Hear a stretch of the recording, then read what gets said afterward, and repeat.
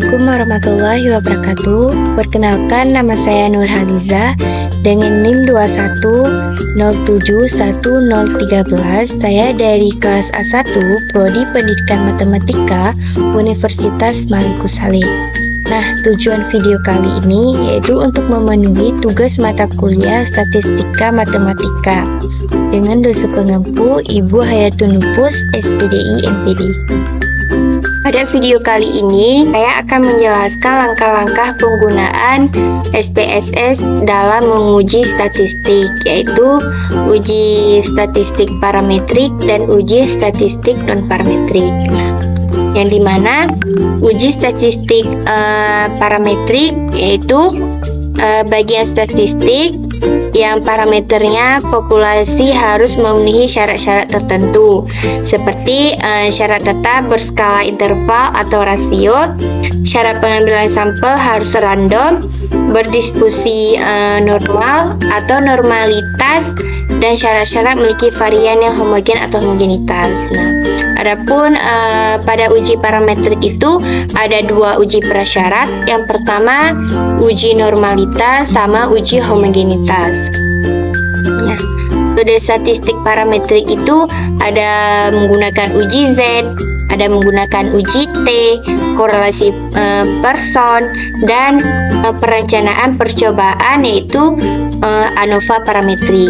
Nah, jadi untuk uji parametrik saya hanya menjelaskan langkah-langkah penggunaan SPSS yaitu uji normalitas, homogenitas, sama uji T. Nah, di mana saya mengambil data mentah yaitu data mentah dengan judul skripsi pengaruh model project based learning terhadap kemampuan berpikir kreatif dan kemandirian belajar matematik siswa pada materi bangun ruang. Nah, yang dimana datanya data skor post-test kelas eksperimen yaitu ada 30, dan data skor post-test kelas kontrol yaitu ada 23. Langsung saja saya menjelaskan uji parametrik menggunakan SPSS. Nah, yang pertama kita buka dulu aplikasi IBM SPSS Statistik 25. Muncul ini layarnya. Yang pertama saya akan mencari terlebih dahulu uji normalitasnya. Ya, klik variable view yaitu name-nya, hasil, dan kelas. Kemudian kita ganti desimalnya menjadi 0. Kemudian kita ganti valuesnya. Yang pertama yaitu 1. Kita misalkan dengan 1 yaitu labelnya eksperimen.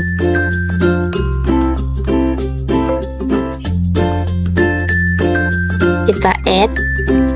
Kemudian value 2 kita sebagai label kontrol. Kita add. Kemudian kita tekan OK. Nah, jadi valuesnya sudah terganti yaitu value 1 dengan label eksperimen dan value 2 dengan label kontrol. Kemudian kita ganti measure-nya yaitu dengan nominal, dua-duanya nominal. Kemudian kita tekan data. Karena ini sudah semua diganti, name-nya itu hasil, kelas, value-nya 1 eksperimen dan 2 kontrol, measure-nya nominal.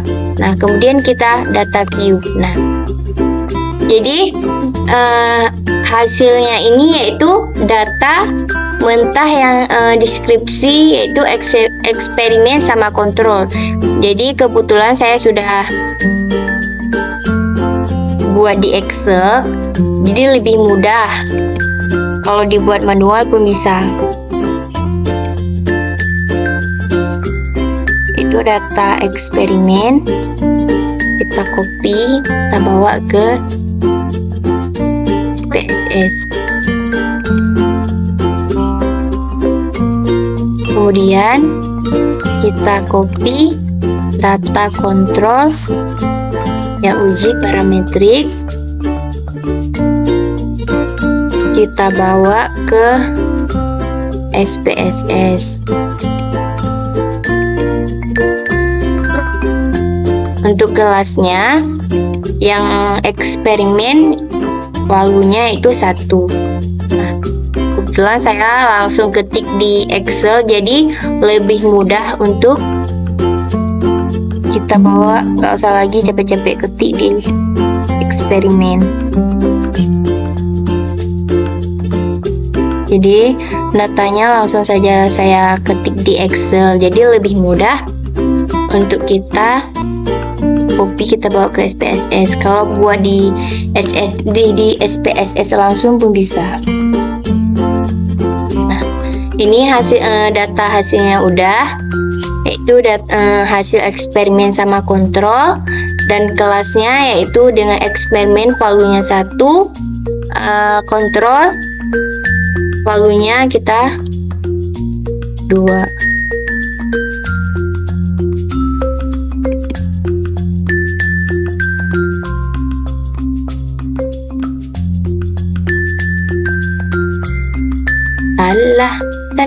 Salah.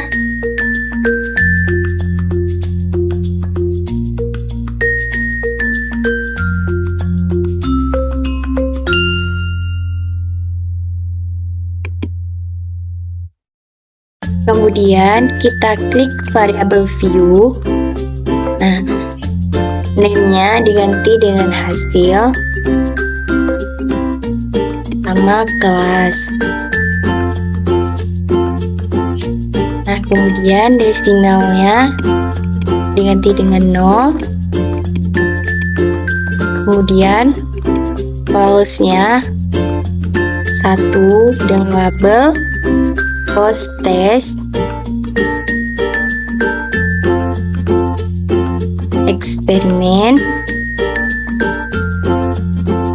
Kemudian kita klik add dengan value 2, labelnya yaitu post test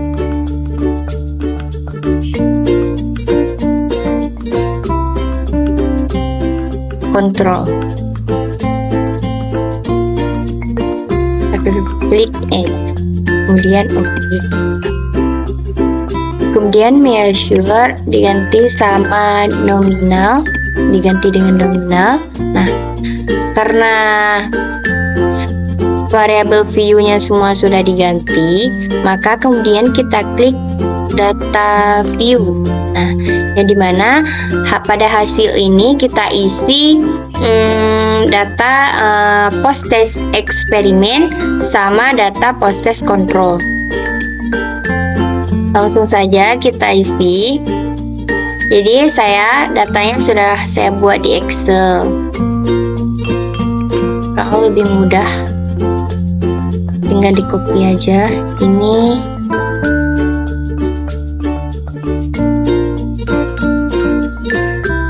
Data post test eksperimen kita bawa ke SPSS.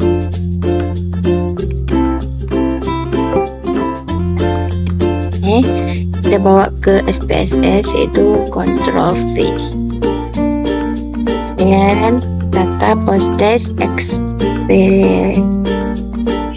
data post test control. Kita copy, kita bawa ke SPSS.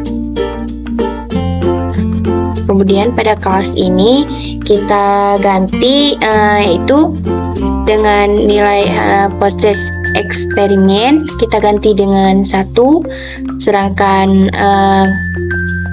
post test control kita ganti dengan kelasnya itu 2.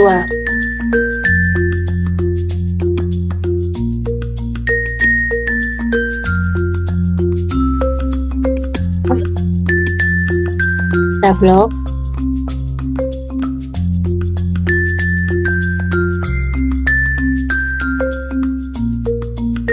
Kalau teman-teman mau buat langsung di SPSS-nya juga bisa, langsung manual buat di SPSS pun bisa.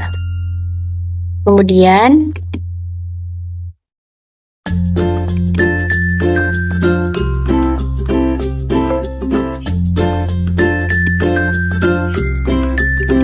ganti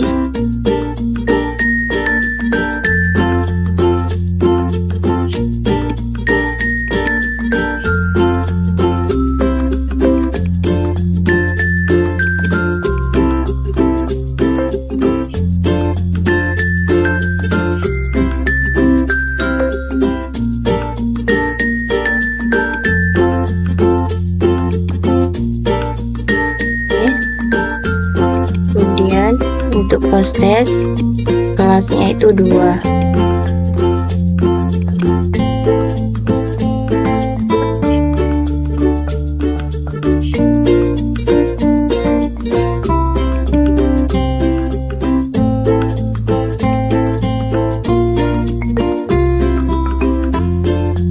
Setelah itu data hasil sudah kita isi, kelas juga kita isi.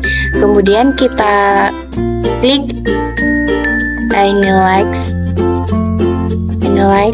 kemudian kita pilih descriptive statistik, yaitu explore. Ini descriptive statistik, kemudian kita pilih explore. Nah, muncul ini, kemudian kita klik ini, kita klik, kemudian kita klik plots, kita pilih yaitu uji normalitas, kemudian kita klik continue. Nah, kemudian kita klik OK. Nah, langsung muncul hasil uji normalitasnya, yaitu kelas, hasil, post eksperimen, post test kontrol. Langsung nah, kemudian langsung ini hasilnya. Tes normalitas.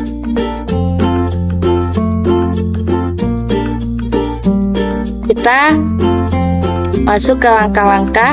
Jadi untuk menghapus datanya bisa kawan-kawan tekan File, New, Data. Nah, kemudian kita mencari homogenitas. Jadi mencari homogenitas itu tidak jauh beda juga kita mencari normalitas. Pertama kita buat variabel view-nya juga. Kita klik hasil. Kemudian ini kelas sama juga kayak normalitas. Desimalnya diganti, ini diganti. Kemudian false-nya juga 1. Post test eksperimen, klik add, kemudian form 2 label post test,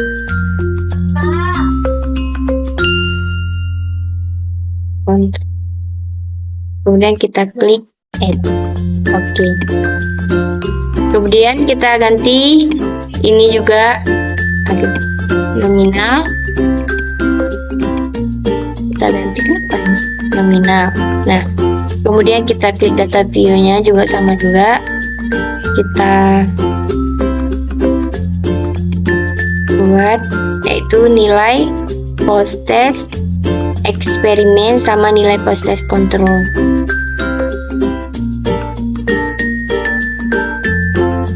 Buat ke SPSS, Ctrl V. Ini kelasnya diganti.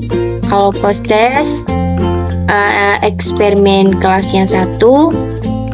Kalau post test kontrol kelasnya itu 2. Kita copy, kita bawa ke ini SPSS. Nah, hasilnya sudah diisi dan kelasnya sudah diisi. Kemudian kita klik analyze, kemudian kita pilih descriptive statistik, kemudian kita klik explore. Nah, muncul ini diklik, kelas, diklik, kemudian klik plot. Kita klik power estimation. Ini untuk mencari homogenitas. Sedangkan kalau kita mencari normalitas, kita klik di normalitas. Sedangkan untuk mencari homogenitas, yaitu kita klik power estimation. Kemudian kita klik continue. Oke. Nah, langsung muncul homogenitasnya, yaitu ini. Kemudian kita mencari uji parametrik, yaitu uji T. Nah, ini langsung teman-teman bisa tambahkan view data. Nah, kalau data uji T ini sama juga, kita klik data view-nya, kita buat hasil. Datanya juga sama kayak normalitas, kelas ininya diganti dengan 0, desimalnya diganti dengan 0. Nah, kemudian valuesnya juga, kalau satu labelnya itu post test eksperimen. Kemudian kita klik add label 2, value 2 itu dengan label post test control. Klik add, oke. Sama juga menyusunnya dengan nominal sama nominal. Kemudian kita klik data view, masih data yang sama dengan data yang sama, itu nilai post test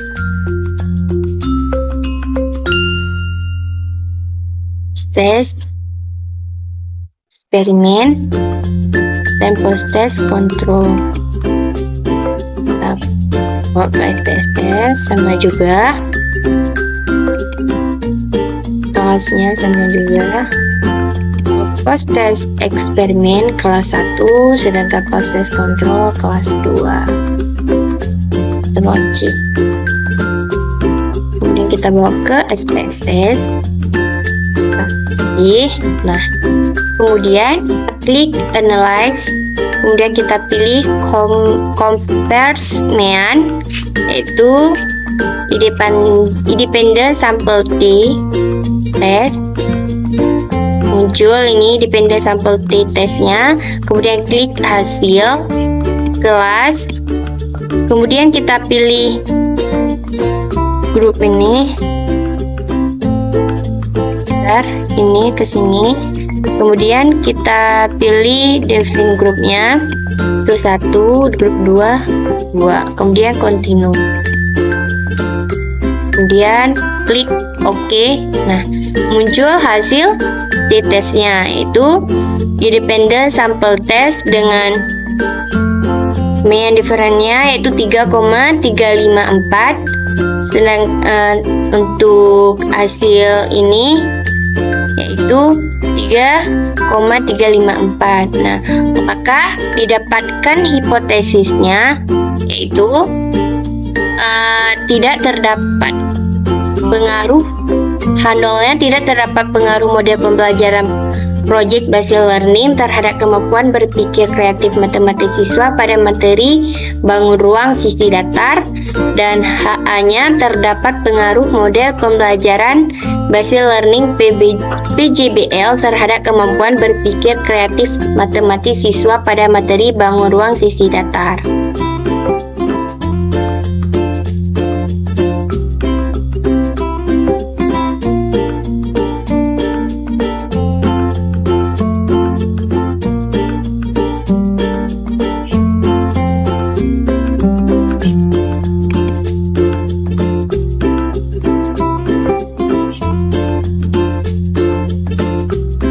Yang kedua yaitu langkah-langkah menggunakan SPSS pada uji statistik non-parametrik ya, yang dimana statistika non-parametrik ini adalah merupakan bagian dari statistika inferensial yang tidak memperhatikan nilai dari satu arah atau lebih parameter populasi.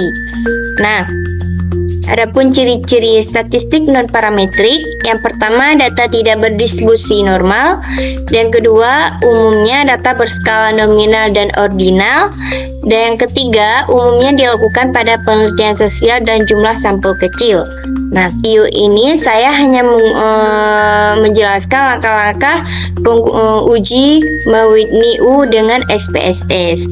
Nah, data mentah yang saya ambil yaitu judul skripsi, pengaruh model pembelajaran Mean-Ends Analysis terhadap kemampuan literasi matematik siswa pada materi barisan dan deret di kelas 11 Mas Ulumuddin.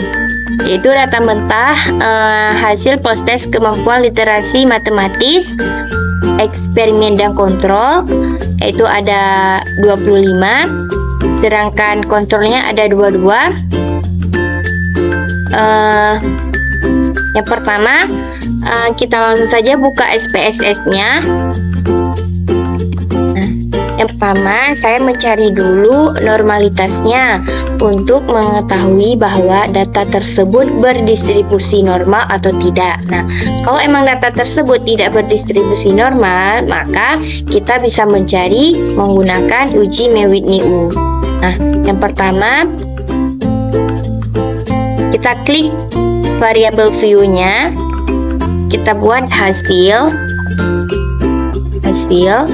kemudian kelas, kemudian desimalnya diganti dengan 0, dua-duanya diganti dengan 0, kemudian values-nya label 1, value 1 kita buat post-test eksperimen. Nah, kita klik add. Kemudian values 2 kita buat labelnya itu post-test kontrol. Nah, klik add, kemudian klik OK. Kemudian kita ganti juga measure dengan nominal, ini juga nominal. Nah, kalau variable view-nya semuanya sudah dibuat, diisi, maka kita klik data view-nya. Itu datanya. Karena saya sudah buat di Excel.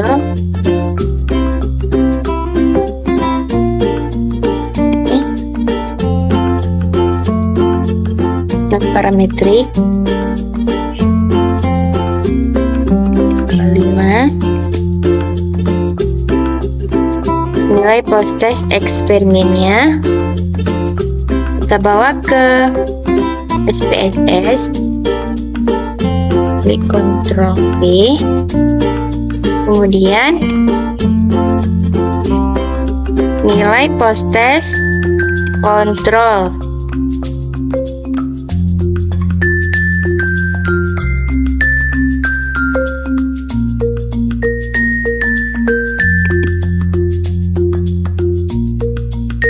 Kalau hasil sama kelasnya sudah diisi, kemudian kita klik Analyze, kita pilih Descriptive Statistic, yaitu Explore. Nah, hasil kita klik ke Dependent List, kemudian kelas kita klik ke Factor List. Nah, kemudian kita klik Plots. Nah, karena ini kita mencari normalitas, maka kita klik di normalitas Plot with Test. Nah, continue. Langsung klik OK. Nah, langsung muncul hasil normalitasnya.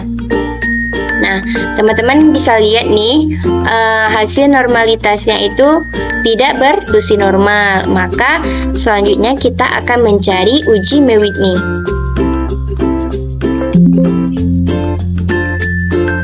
Masih dengan data yang sama. Data view.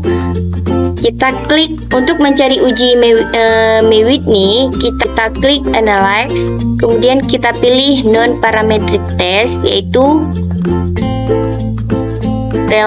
Legis Dialog to Independent Sample.